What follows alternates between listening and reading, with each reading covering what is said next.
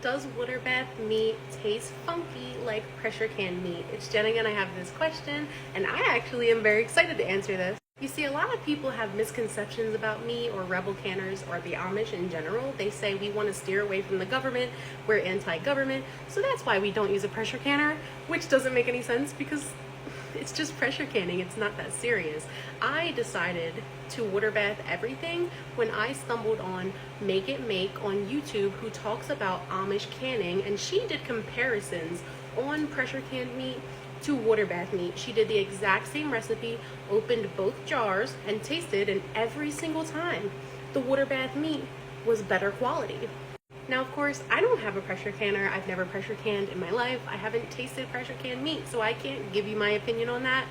But when someone does that much research on many different recipes, many different products that are low acid, not just meat, and every single time the product is better in the water bath, that tells me if I'm gonna spend an hour and a half pressure canning something, I'm willing to take that up a notch and double the time to get a better quality product.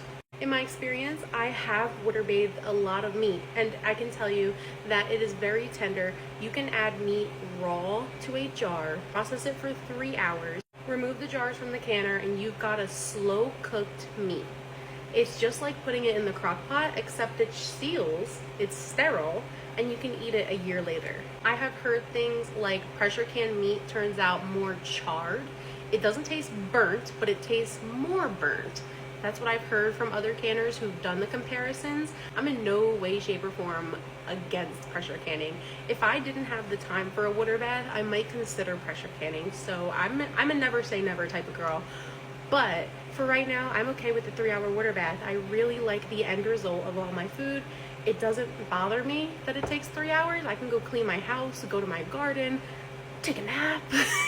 And a lot of people have told me, because a lot of my friends use pressure canners, they say, well, Jen, I mean, to be honest, the time isn't that big of a deal, because once you get the pressure canner up to temp and then you bring it back down or whatever y'all be doing, it's damn near 3 hours anyway.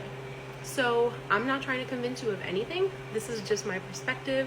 Thanks for asking this question, and as always, happy canning.